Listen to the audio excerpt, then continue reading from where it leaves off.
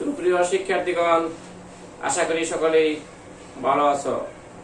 পূর্বের ক্লাসে আমরা জীববিজ্ঞান প্রথম পত্রের তৃতীয় অধ্যায় কোষ রসায়ন এর কার্বোহাইড্রেট নিয়ে আলোচনা করেছিলাম।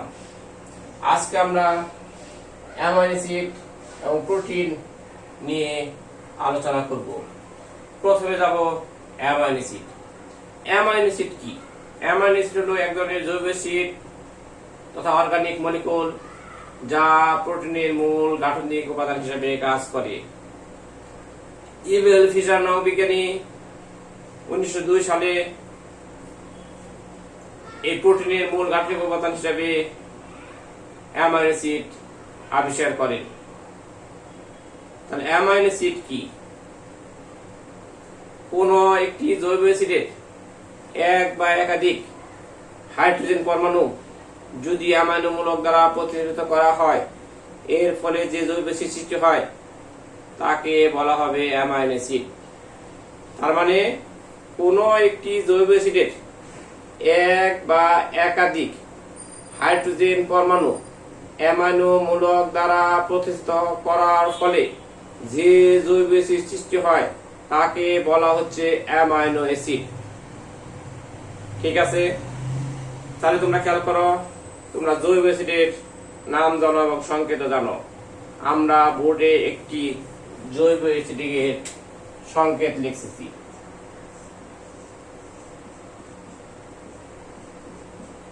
এটি একটি জৈব অ্যাসিড, এর সংকেত নাম তোমরা সবাই জানো, যা অ্যাসিটিক অ্যাসিড অথবা একে ইথেনিক অ্যাসিডও বলা হয়। এই জৈব অ্যাসিডে কার্বোহাইড্রেট মূলক থাকে। জৈব অ্যাসিডের যে কোনো হাইড্রোজেন পরমাণু যদি আমরা অ্যামাইনো মূলক দ্বারা প্রতিস্থাপিত করে দেই, তাহলে এই হাইড্রোজেনকে এখান থেকে সরিয়ে যদি এই জায়গায় আমরা এই অ্যামাইনো মূলকটি বসিয়ে দেই, তাহলে যে অ্যাসিড সৃষ্টি হলো এটাই হলো কি? Amino acid. তাহলে এর মধ্যে ছিল হাইড্রোজেন, সেই হাইড্রোজেনকে আমরা এখানে হতে বের করে দিয়ে এক্ষেত্রে অ্যামাইনো মূলক সংযুক্ত করেছি। এর ফলে যে অ্যাসিড সৃষ্টি হলো এটি হলো অ্যামাইনো অ্যাসিড। ক্লিয়ার? অ্যামাইনো অ্যাসিডের মধ্যে কমপক্ষে একটি কার্বোহাইড্রেট মূলক COH মূলক এবং একটি অ্যামাইনো মূলক থাকতেই হবে। তার মানে একটি কি থাকবে? অ্যামাইনো মূলক, আর একটি কি থাকবে? কার্বোহাইড্রেট মূলক থাকবে কমপক্ষে। তবে একাধিক অ্যামাইনো মূলক কার্বোহাইড্রেট মূলকও থাকতে পারে। তাহলে অ্যামাইনো অ্যাসিড কি তোমাদের ক্লিয়ার বুঝতে পারছো? এখন আমরা যাব অ্যামাইনো অ্যাসিডের সাধারণ সংকেত। আমরা যদি এটাকে অ্যামাইনো অ্যাসিড বলে থাকি বা বললাম, তাহলে এর সাধারণ সংকেত দাঁড়াবে, খেয়াল করো, এই ক্ষেত্রে আমরা এই এইচটাকে উঠিয়ে দিয়ে আমরা এখানে আর দিলাম। এটা হলো অ্যামাইনো অ্যাসিডের সাধারণ সংকেত। তাহলে অ্যামাইনো অ্যাসিডের ক্ষেত্রে কার্বোহাইড্রেটিক মূলকের নিকটবর্তী এই কার্বনকে বলা হয় আলফা কার্বন। কি? কার্বোহাইড্রেটিক মূলকের নিকটবর্তী এই কার্বনটিকে বলা হচ্ছে আলফা কার্বন। আর কার্বোহাইড্রেটিক মূলকটি যখন আলফা কার্বনের সাথে যুক্ত থাকে সেই অ্যামাইনো অ্যাসিডকে বলা হয় আলফা কি? Amino acid. প্রকৃতিতে যে সমস্ত অ্যামাইনো অ্যাসিড পাওয়া যায় তার বেশিরভাগই হলো আলফা অ্যামাইনো অ্যাসিড। 20 প্রকার অ্যামাইনো অ্যাসিড আছে যা বিভিন্নভাবে মিলিত হয়ে প্রোটিন গঠন করে থাকে। তাহলে প্রোটিন গঠনের ক্ষেত্রে কয় প্রকার অ্যামাইনো অ্যাসিড ভূমিকা রাখে? 20 প্রকারের অ্যামাইনো অ্যাসিড ভূমিকা রাখে। এখন আমরা জানবো অ্যামাইনো অ্যাসিডের সাধারণ সংকেত। অ্যামাইনো অ্যাসিডের সাধারণ সংকেত তাহলে আমরা দেখতে পারি CH NH2 COOH। এটি হলো অ্যামাইনো অ্যাসিডের কি সংকেত? সাধারণ সংকেত। সাধারণ সংকেত যার নাম। এই হলো অ্যামাইনো অ্যাসিড সাধারণ সংকেত।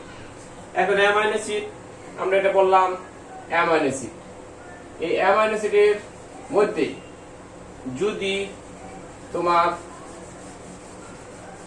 আর ইজিক্যাল টু আর হলো রেডিক্যাল, আর ইজিক্যাল টু হতে পারে, আর ইজিক্যাল টু মিথাইল মূলক হতে পারে, আর ইজিক্যাল টু ইথাইল মূলক হতে পারে।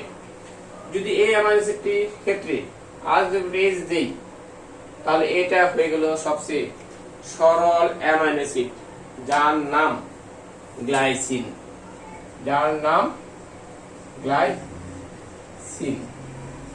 কি বললাম? এটা একটি অ্যামাইনো অ্যাসিড ছিল যার সাধারণ সংকেত আমরা এটা, এক্ষেত্রে আর রেডিক্যাল, এই আর ইজ ইকুয়াল টু আমরা এইচ বসালাম, এক্ষেত্রে এইচ বসালাম।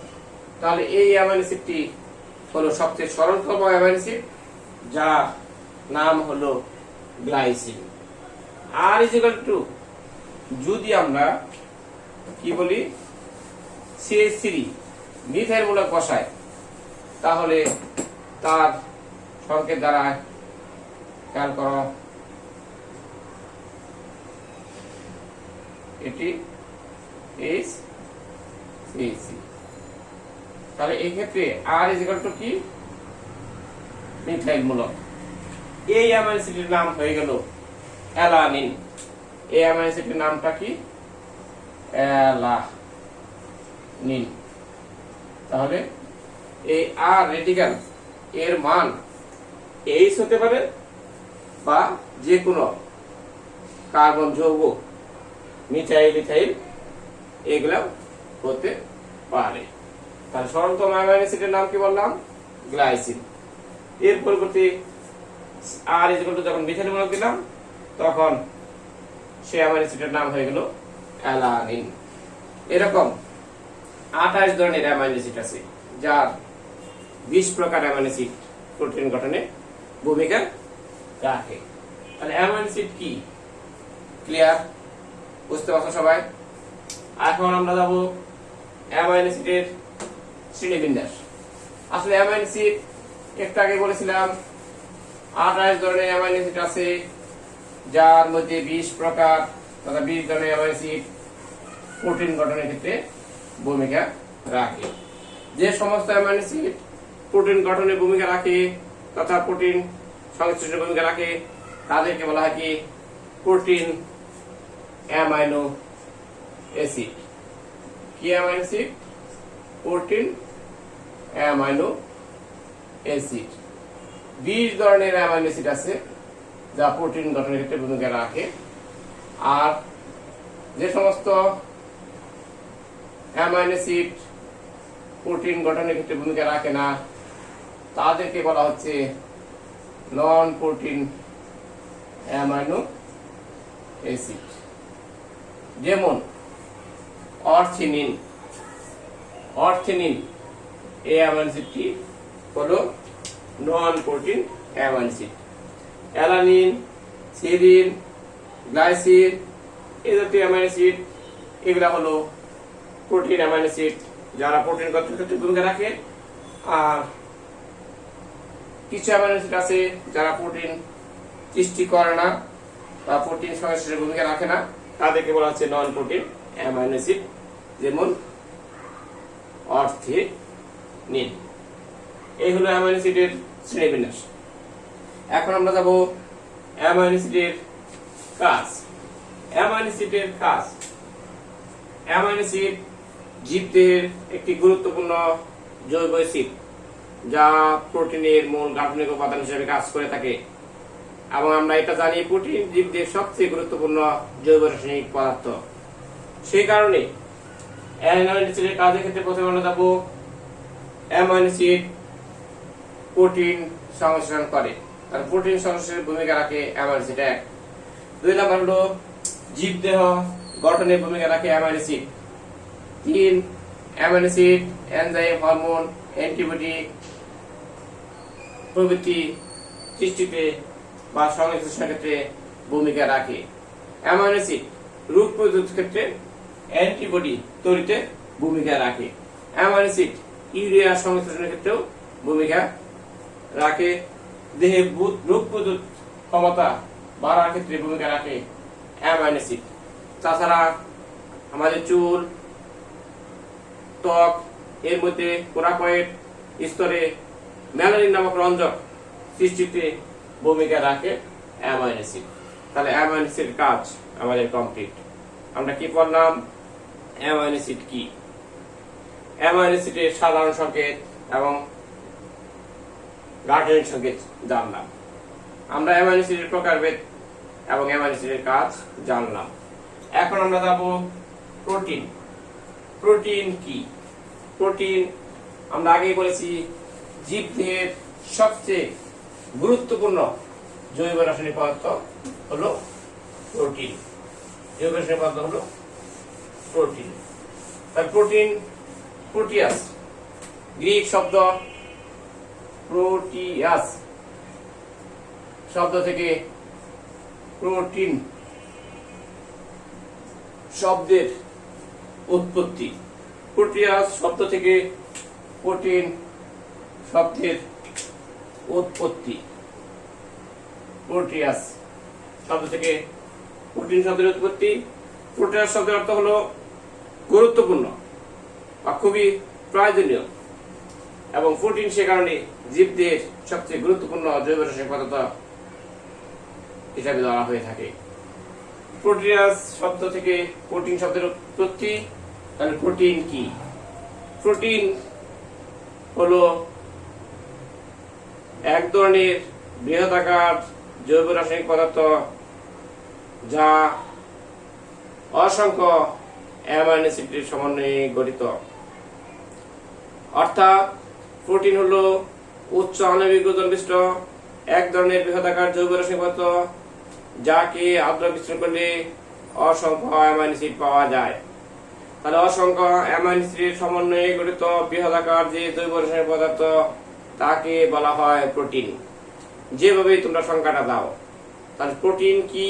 আমরা বলতে গেলে বলবো অসংখ্য অ্যামাইনো অ্যাসিডের সমন্বয়ে গঠিত বৃহদাকার জৈবিক রাসায়নিক পদার্থকে বলা হয় প্রোটিন, অথবা প্রোটিন হলো উচ্চ আণবিক ওজন বিশিষ্ট এক ধরনের বৃহদাকার জৈব রাসায়নিক পদার্থ যাকে আদ্র বিশ্লেষণ করলে অসংখ্য অ্যামাইনো অ্যাসিড পাওয়া যায়। তাহলে প্রোটিনের সংখ্যা তোমাদের ক্লিয়ার।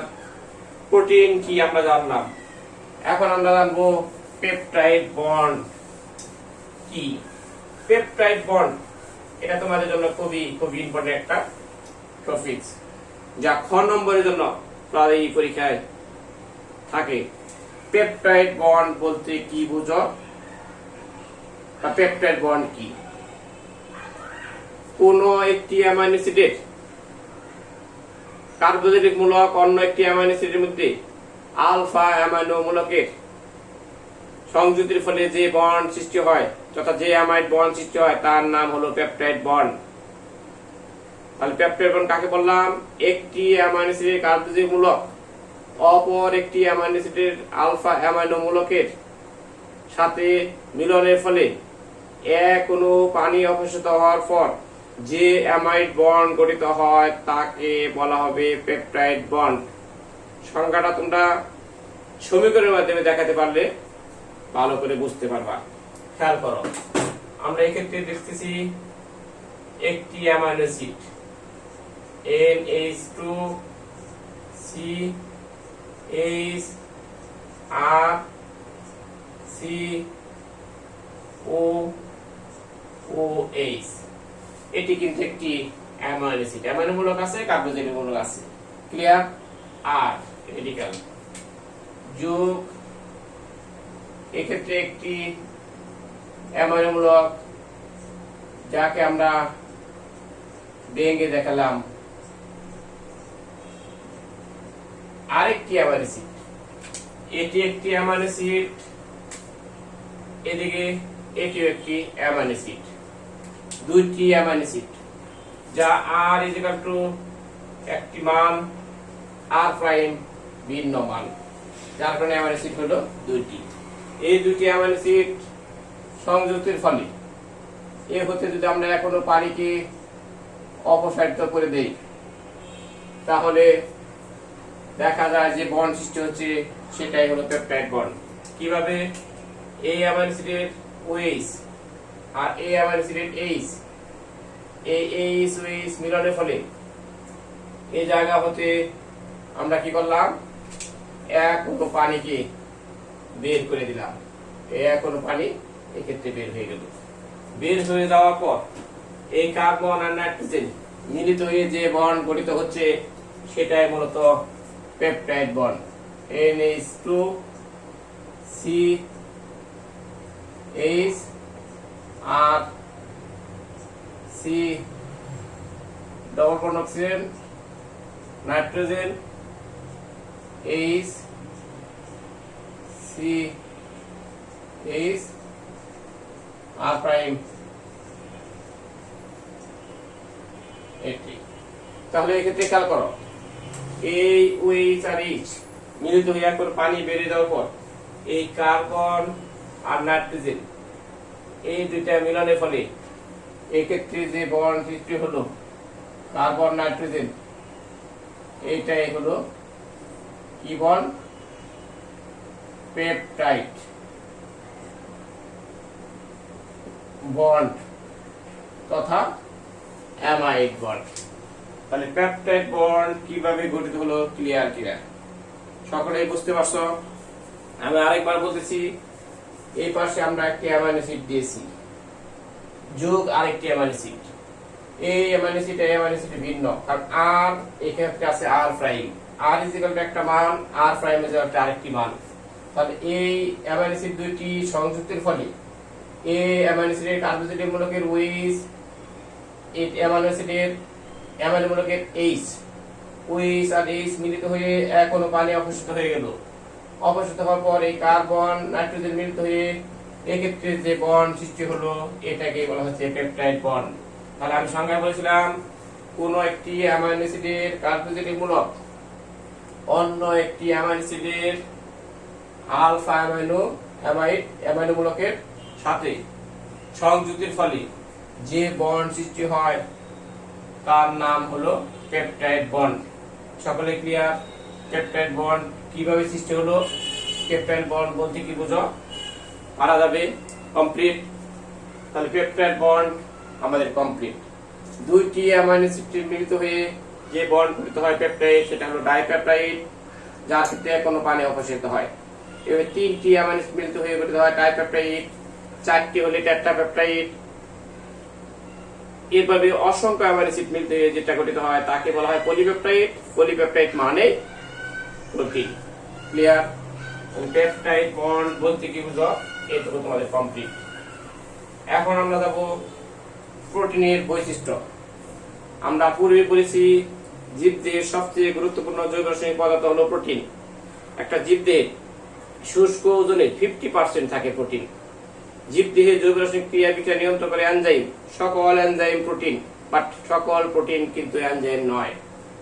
তাহলে প্রোটিনের বৈশিষ্ট্য: 1 নাম্বার, প্রোটিন জীবদেহে কলয়েড রূপে অবস্থান করে, একে ক্যালাসিত করা যায়। 2, প্রোটিন বহুবিধ ভৌত রাসায়নিক প্রক্রিয়ায় এর গঠনে পরিবর্তন করা যায়। সহজে প্রোটিনের স্ট্রাকচার পরিবর্তন হয় না, বহুবিধ ভৌত রাসায়নিক প্রক্রিয়া পরিবর্তনের মাধ্যমে এর গঠন স্ট্রাকচার পরিবর্তন করা সম্ভব। Protein carbon, hydrogen, oxygen, nitrogen, sulphur এ সমস্ত উপাদানের সমন্বয় গঠিত। এছাড়া তামা, কপার, আয়রন এ নিয়েও প্রোটিন গঠিত, বা এগুলাও প্রোটিনের মধ্যে বিদ্যমান। তাপে প্রোটিন তন্ত্রিত হয়, মানে জমাট বাঁধে। প্রোটিন লবণ, অ্যাসিড, ক্ষার, পানিতে এগুলোর ক্ষেত্রে দ্রবীভূত হয়, তবে অ্যালকোহলে অদ্রবণীয়। তাহলে প্রোটিনের বৈশিষ্ট্য আমরা জানলাম। প্রোটিন জীবদেহে কলয়েড রূপে অবস্থান করে, একে ক্যালাসিত করা যায়। প্রোটিনকে আদ্র বিশ্লেষণ করলে অ্যাসিড, ক্ষার, লবণ এগুলোর উপস্থিতি, তাহলে অসংখ্য অ্যামাইনো অ্যাসিড পাওয়া যায়, যেহেতু প্রোটিন অ্যামাইনো অ্যাসিড সমন্বয়ে গঠিত। 3 নাম্বার যাও, প্রোটিন সহজে তার স্ট্রাকচার পরিবর্তন করা যায় না, বহুবিধ ভৌত রাসায়নিক পরিবর্তন বা রাসায়নিক বিক্রিয়ার মাধ্যমে এর গঠন স্ট্রাকচার পরিবর্তন করা সম্ভব। প্রোটিন পানিতে লৌহ অ্যাসিড, ক্ষার, লবণ দ্রবণের মধ্যে দ্রবীভূত, তবে অ্যালকোহল এরা অদ্রবণীয়। প্রোটিনের মধ্যে carbon, hydrogen, nitrogen, sulphur, copper, তামা, আয়রন এই সমস্ত উপাদান বিদ্যমান, এগুলা সমন্বয়ে গঠিত। তাপে প্রোটিন তন্ত্রিত হয় তথা জমাট বাঁধে। তাহলে প্রোটিনের বৈশিষ্ট্য এই পর্যন্ত আজকে থাকবে। নেক্সট ক্লাসে আমরা প্রোটিনের শ্রেণীবিন্যাস, জীবদেহে প্রোটিনের ভূমিকা নিয়ে আলোচনা করব। আজকে আমরা যা আলোচনা করলাম তা তোমাদের সকলে ক্লিয়ার কিনা? আমি আরেকবার বলতেছি, আজকে আলোচনা বিষয় আমরা জানলাম অ্যামাইনো অ্যাসিড কি, আমরা জানলাম অ্যামাইনো অ্যাসিডের সাধারণ সংকেত, গাঠনিক সংকেত, আমরা জানতে পারলাম অ্যামাইনো অ্যাসিডের প্রকারভেদ এবং জীবদেহে অ্যামাইনো অ্যাসিডের ভূমিকা। আমরা জানলাম প্রোটিন কি, পেপটাইড বন্ড বলতে কি বুঝো, প্রোটিনের বৈশিষ্ট্য। ঠিক আছে, সকলে ক্লিয়ার? তাহলে আজকের মতো আমাদের ক্লাস এখানে শেষ। সকলে সুস্থ থাকো, ভালো থাকো এবং ঘরে থাকো। সকলকে অসংখ্য ধন্যবাদ। আল্লাহ হাফেজ।